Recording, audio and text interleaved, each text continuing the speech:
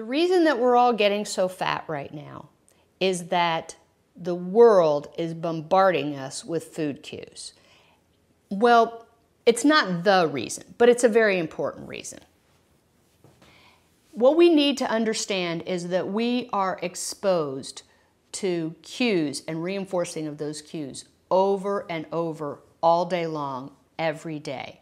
And marketers have become much more effective because the marketing ideas that didn't work, those companies have been out of business for a really long time. Marketing is just applied psychology. It's really the best research. People are always asking me, well, what's the research on that? And I, a lot of times, tell them now I rely more on sense than science.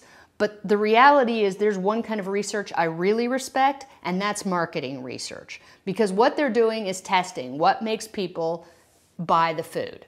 They want you to eat the food, but they mainly want you to eat it because when it's gone, they want you to go out and buy some more of that. So what will make you grab that food off the shelf, eat that food, and come back and buy some more of it? That is what they're looking for. And if they try a strategy that doesn't work, then they're either going to go out of business or they're going to have to change it. So this has been happening for several decades now, and the messages have gotten much more effective. And certain companies have a lot more money to keep going after it, but they're all putting a tremendous amount of resources into marketing. They have to, or they'll go out of business. In the 70s, which wasn't that long ago, we started having a surplus of food, particularly certain kinds of food. And we needed a way to have people eat more than they were already eating. So obesity was relatively uncommon. Not very many people were overweight. Most people stayed about the same weight for the course of a lifetime. So their weight regulating mechanism was in good shape. I mean, people were eating meals, they were eating what they liked, they ate dessert, you know, they ate normally, and they hadn't been fat. So when there became a food surplus, we needed to find a way, or the food marketers needed to find a way to get people to buy more food and eat more food than they actually needed. So to do that, you have to find what will cue them to do that. And they tried a bunch of different strategies. So here's a really good example of a cue, one cue that would work better than the other cue. So the first cue that they tried to do to get people to eat more was they tried to encourage them to buy more. So people didn't like to buy, like at McDonald's, they didn't want to buy 2 French fries, even if they weren't expensive. That made them feel greedy and gluttonous. So they would try these ways, but it didn't really work.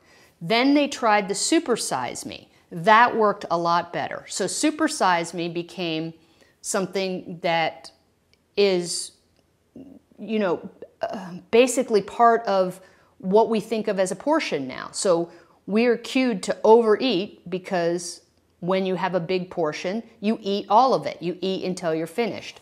So people started to feel like they were cued because they got better value and they got more food. And these are things that we really, really like. Now that we've gotten fatter, then they're turning around and using the reverse psychology to make people buy more. So now they're taking little bite-sized pieces of things and wrapping them all up, and they're saying, here, you can just have these little 100-calorie packs or whatever. They're subsizing, not supersizing. And what happens with that is people keep, their brain will give them this message is, well, you just had a couple, you didn't really have a serving, so you could have some more. And people are still overeating even though the portion sizes are smaller because it doesn't really register to us as a portion.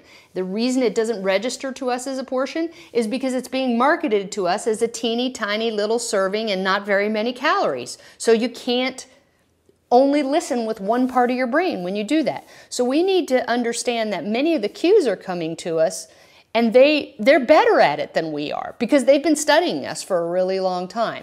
So if you're going to diminish this influence, you have to make some changes in your environment. You have to make some changes in your habitat, because that's what will change your habit over time. You can't be constantly exposed to these cues and expect yourself to not yield to temptation. You have to be less tempted.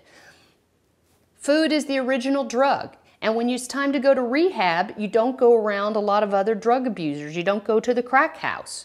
You have to go to an environment where you're not constantly being cued. Develop some new habits, develop some rules, get a chance to practice this over and over again.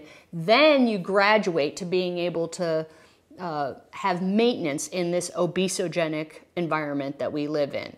You have to make the changes in your personal environment, because you can't expect the people who want to sell you food to make changes that would cost them their money and their business. And so that's what the skills of eating are all about, and how they can really help you develop better habits.